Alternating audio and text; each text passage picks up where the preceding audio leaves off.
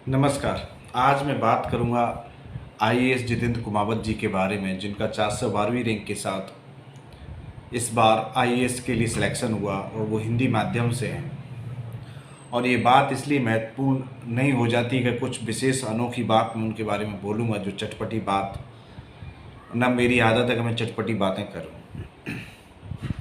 सबसे पहली बात जो उनके बारे में मैं आपसे बोलना चाहूँगा कि एक सामान्य से मानवी जो आपके साथ मिलते हैं जुलते हैं और आप के बीच से जब उनका चयन आईएएस जैसी भारत की जो सर्वश्रेष्ठ सेवा मानी जाती है अभी तक अभ्यर्थियों में, उसमें होता है तो अपने आप में गर्व की बात होती है। और मेरे लिए ये विषय इसलिए महत्वपूर्ण हो जाता है कि जब मैं आरएएस के इंटरव्यू की तैयारी कर रहा था तब उनसे मेरी मुलाकात हुई और जो उनका जो सौम्य स्वभाव था, जो उनके अंदर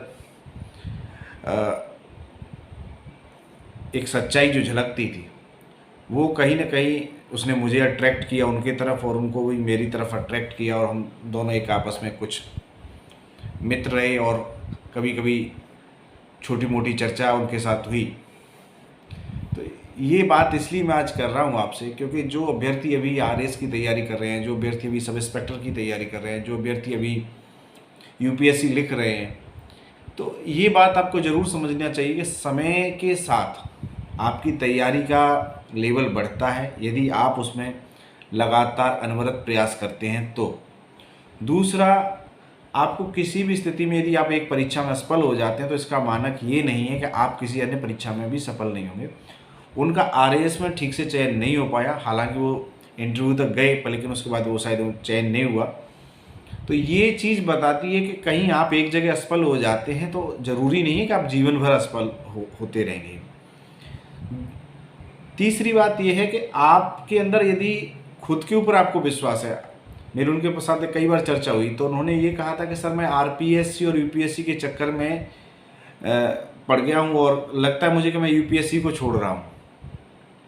और तो मैंने उनको एक ही बात, जब हालांकि मैं उनसे ज़्यादा इन चीज़ों के बारे में ज़्यादा समझदार नहीं हूँ, वो अभी आज ज़्यादा समझदार पहले भी थे और अभी भी हैं, तो मैंने उनसे एक ही बात कही कि आप यूपीएससी दें क्योंकि लगभग यहाँ आपने देखा होगा आरपीएससी के साथ परीक्षाओं की अप डाउन चलता रहता है, कभी टाइम पर नहीं होना, कभी लंबे समय तक इंटरव्यू का इंतज़ार करते रहना।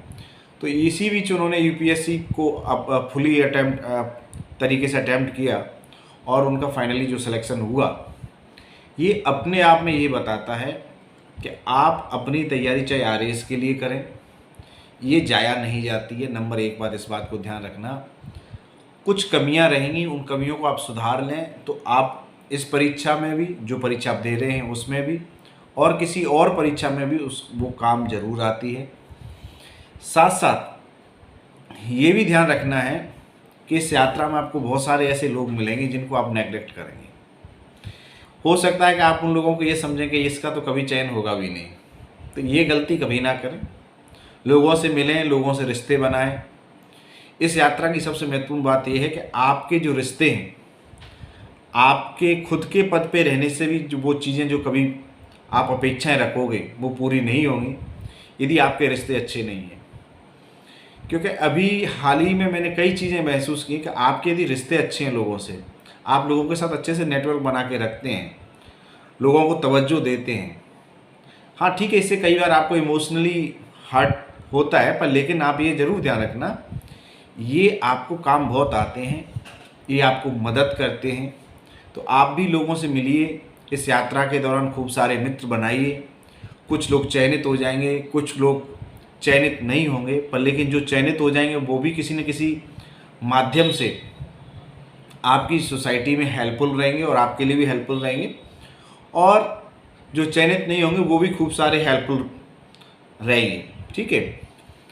और अंतिम बात यह है कि आपको कभी भी अपने मन को हारने नहीं देना है। यदि आपका मन हार जाएगा तो आप निश्चित रूप से हार जाएंगे। परीक्षाओं के परिणाम आते रहेंगे, परीक्षाओं के परिणाम जाते रहेंगे, पर लेकिन जब मैं बात कर रहा हूँ जितेंद्र कुमावत जी की, तो उनसे पूछा गया था कि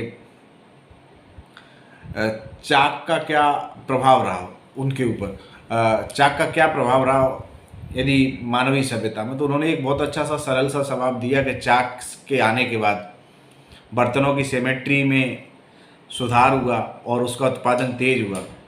तो जो चाक से ही मुझे बात याद आती है कि चाक अपने आप में घूमने की प्रक्रिया है, जो एक जगह घूमती रहती है, पर लेकिन जब उसमें से प्रोडक्ट निकलते हैं तो डिफरेंट डिफरेंट प्रकार के बर्तन उसी चाक के ऊपर निर्मित होते हैं। उसी प्रकार से आपकी जो पढ़ाई होती है, यदि आप उसका रिवीजन करते रहते हैं और तो ये इंटीग्रेटेड होती है और इंटरकनेक्टेड होती है। ठीक है, तो आप इसको पढ़ते रहें, रिवाइज करते रहें, आपके प्रोडक्ट समय समय पे बदलते रहेंगे। यदि जिस तरीके की आप प्रयास करेंगे, जिस तरीके के कुंभकार के हाथ में आप जाएंगे, उसी प्रकार का आपका प्रोडक्ट बन जाएगा। तो आप पढ़ें, पढ़ाई वही रहेगी, बस पढ़ाई के स्तर और तरीके बदलने होंगे। आप भी कभी तहसीलदार से आरएएस बन जाएंगे, आरएएस से आप आईएएस बनने में आपको देर नहीं लगेगी। आप खूब सारी पढ़ाई करें, समझें। हो सकता है कई लोगों को ये बात मेरी अच्छी ना लगे, पर लेकिन ये जो बातें मैंने आपसे कही हैं, इन बातों पर आप मनन करेंगे तो समझ में आएगा कि सामान्य मानवीय ही समय के साथ बदल जाते हैं। जस्ट उनको अवसर और जस्ट उनकी खुद के अंदर की जो क्षमताएं एक साथ मिल जाती हैं तो परिणाम भी सकारात्मक होते हैं। बहुत बहुत धन्यवाद, नमस्कार। आपने मुझे सुना इस व्यस्त समय में। Thank you.